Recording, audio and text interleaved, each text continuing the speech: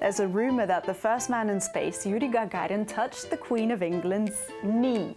It was easy to believe since he was a bit of a rock star back in the USSR. Now, obviously, only the Queen knows what really happened. What was he like? Russian. He didn't speak English. He didn't speak English. No, he was fascinating. But when it comes to real, lesser-known facts about the first man in space, we've got your back. Yuri Gagarin's life has become a collection of myths and legends, and it's easy to get lost. Even his own autobiography and books written by his relatives were heavily edited by Soviet censors. You see, Yuri Gagarin was not only a domestic brand, but also an international icon. Everything in his life had to be perfect and represent an idealized symbol of the Soviet man, to the point of rewriting his life. So, for example, very little is known about how his family lived under German occupation. Gagarin was 7 when their village was occupied. German soldiers got to his native village of Klushino, a 3-hour drive from Moscow, in 1941. The Germans forced the Gagarins out of their home, and the family lived in a mud hut for 2 years before the Soviet army freed the village. Nazis made able prisoners work in German factories or sent them to labor camps. Yuri's older brother and sister were captured and sent away to Germany. And this fact was a big issue back then, and Gagarin himself almost never mentioned it.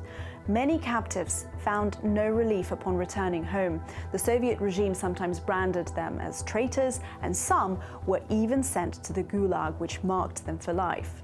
When Gagarin's older sister Zoya returned from Nazi captivity, she couldn't find a job. That's how she and her brother found themselves with a fabricated past. According to their new biography, Zoya and Valentin weren't freed, they escaped. Without this spin, Gagarin's career would have been tarnished or even potentially destroyed. Or maybe he'd get away using his charm. They say even high Soviet authorities couldn't resist it. Chief designer of Soviet space race rockets, Sergei Korolev, was charmed by him. Soviet leaders, Khrushchev and Brezhnev, were charmed by him, and women were charmed by him. They loved him. But most importantly, Soviet people were charmed by him. For them, Yuri was their guy next door, the guy they went to school with. Coming from a humble, working-class background, thanks to the Soviet system, he was completely self-made, first becoming a pilot and then a cosmonaut.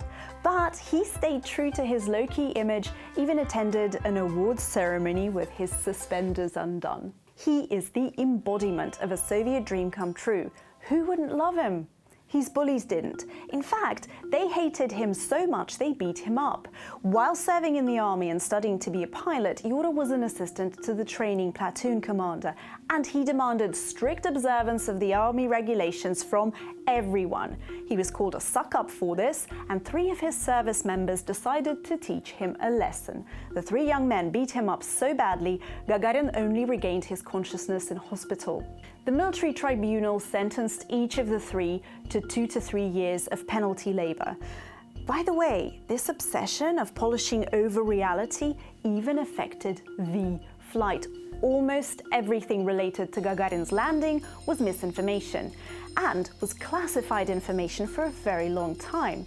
For example, the Soviet and Western media wrote that when Yuri landed, he was inside the lander, when in fact he ejected from the cockpit and landed separately.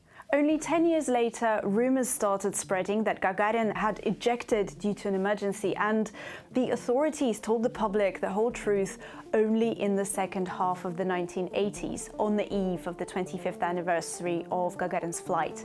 This was done because of a technicality.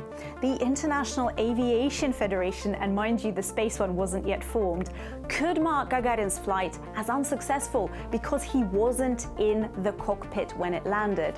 Also, when entering the atmosphere due to technical problems, the descent didn't quite follow the specified trajectory.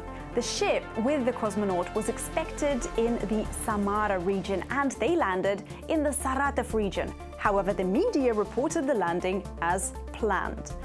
And it was a difficult flight for Gagarin. In the recording, he describes his state as satisfactory, but the change in gravitation hit him harder than that. All of his landing photos were heavily retouched. And I know this might look like we're trying to defame Yuri Gagarin, but that's not our intention. The Soviets loved him, and so do we. There are cities in his name, paintings, songs. He is a hero for having the strength and audacity to become the very first man to go into space where no one has gone before. And he is also so gorgeous. Just look at that smile. No matter where our space exploration ends up, be it Mars or Venus or an entire Starfleet universe, all of this started with him. And every astronaut, cosmonaut, space pirate and captain will remember the cold day of April 12th and the name Yuri Gagarin.